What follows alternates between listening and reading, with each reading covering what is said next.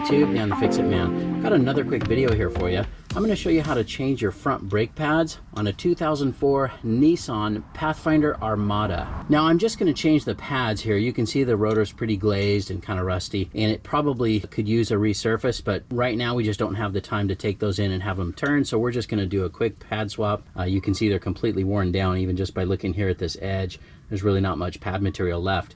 And that's all we're going to do today is just swap out the pads. The first thing I like to do is press the caliper pistons back in by wedging in these two slots with a couple screwdrivers and pulling them towards you at just a nice steady even pressure, and that will push these caliper pistons back inside the caliper by pushing the hydraulic fluid back through this line and up into the master cylinder reservoir. Now before we push those in, it's a good idea to pop the hood and take a look at the master cylinder reservoir and make sure that there's enough room there for the additional brake fluid so that it doesn't overflow and make a big mess. So here's our master cylinder, and you can see the fluid level is right down here, well below the max. It's above the seam here. I don't know how well that's showing up on camera, and it does look kind of dark.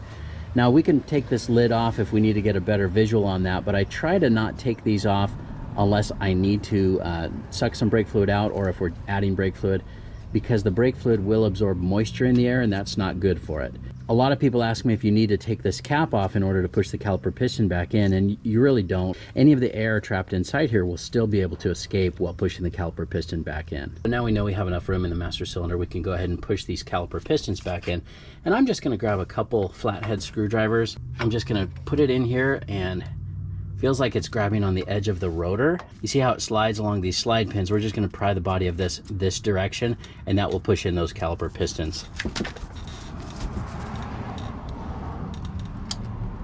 Now usually once I get a little bit of movement there, and now fit that screwdriver right in between the pad.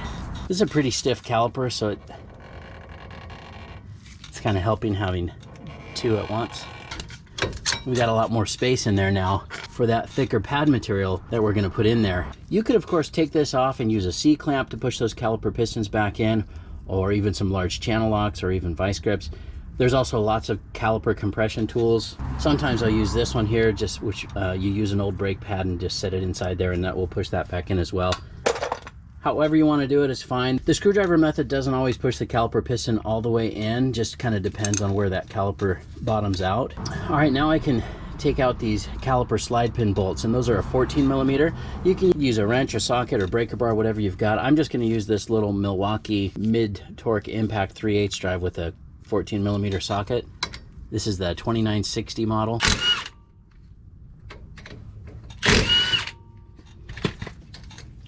That's what those look like. Now we can take off the caliper, and you just don't want to drop this or let it dangle from the brake line. I'm just going to grab this little hook here, put it in here, and hook it up on the upper control arm, just so that's up and out of the way. You can see that this old shim stuck to the caliper as well.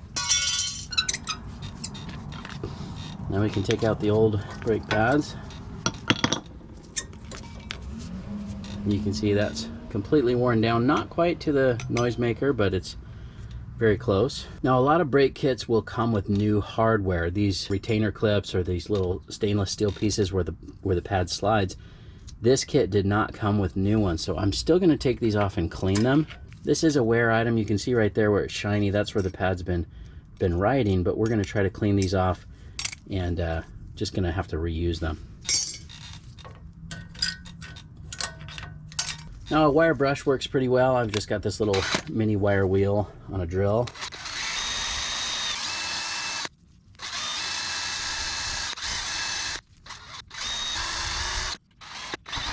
I'm also going to clean off this area here.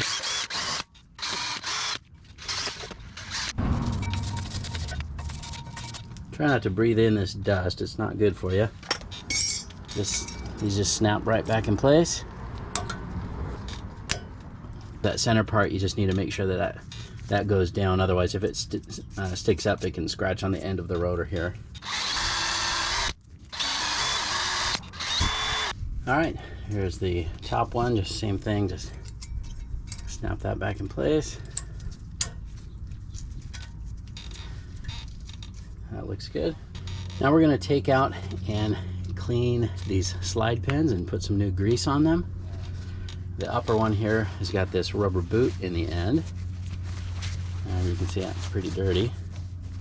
Sometimes I'll pop these in a few more times and try to get a lot of that old grease and debris out of there. It's important when you re-grease the slide pins here that you use a silicone based grease or something that's appropriate for brakes. The regular grease will cause this rubber piece to swell and it'll get real sticky. It doesn't do well with the high heat. And then these slide pins will bind up. That'll cause your brakes to drag. If these slide pins can't slide,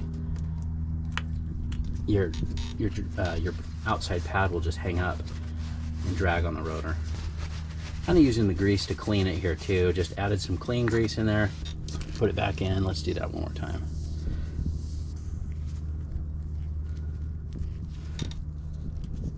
That's not too bad. There we go. And then you also don't want to use so much grease that these pop out. So if there's any air in there, any trapped air, just try to pinch the sides to burp that out. You don't want these to be pushing out so far that they cause the outside pad to drag. So we'll do the same thing with this bottom one. Oh, this one actually feels kind of stuck. So did the other one on the other side. And that's what that looks like. That's why.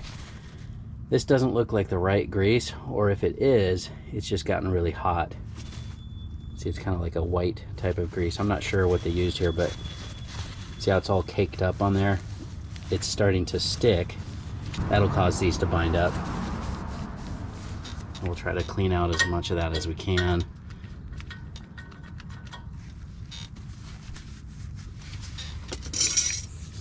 And put some new grease on there.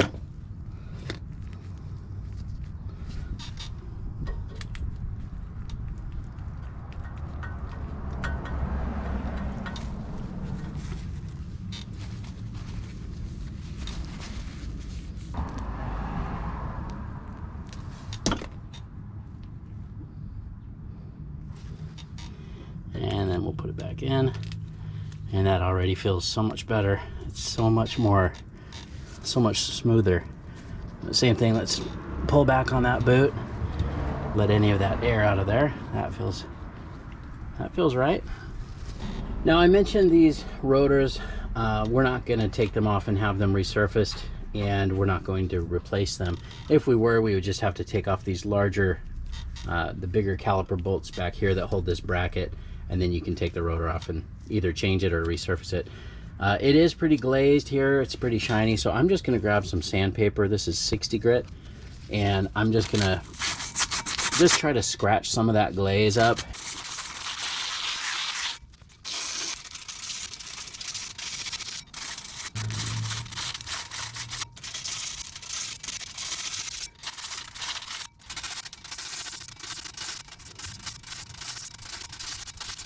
Now again, that's in no way a replacement for machining or turning your rotors, but it does take off a little bit of that glaze. It may not even help, but I think it'll give the pads a better chance of bedding in rather than that really glazed rotor.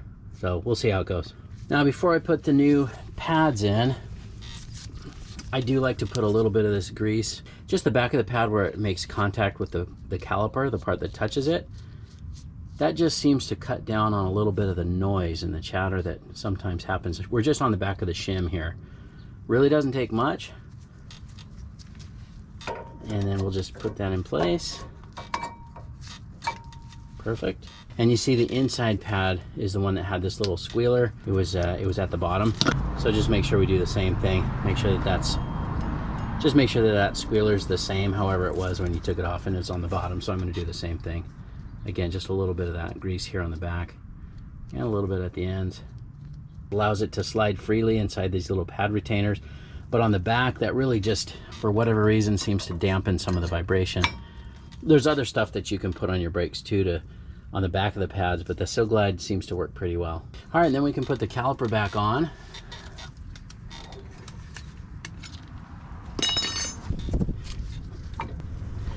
Kind of have to pull on these slide pins a little bit when you set that in place.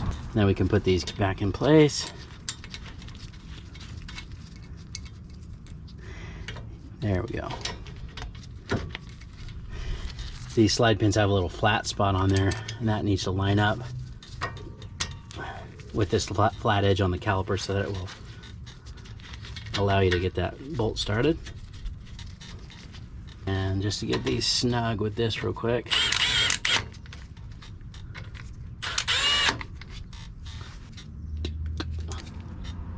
And you're done.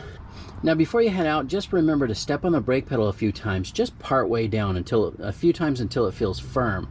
Don't push it all the way to the floor, that can damage the seals in your master cylinder. But what that's doing is pushing the brake pads out up against the rotor where they need to be. It lets the pistons come out and press them in place. Once you're done with that, go ahead and double check the level of brake fluid in your master cylinder and get everything torqued to spec. Hope you liked the video. Please give it a thumbs up and subscribe if you don't mind, that does help me out. I'll get a link in the description to some of the parts and tools used in the video as well. Thanks so much for watching, and good luck.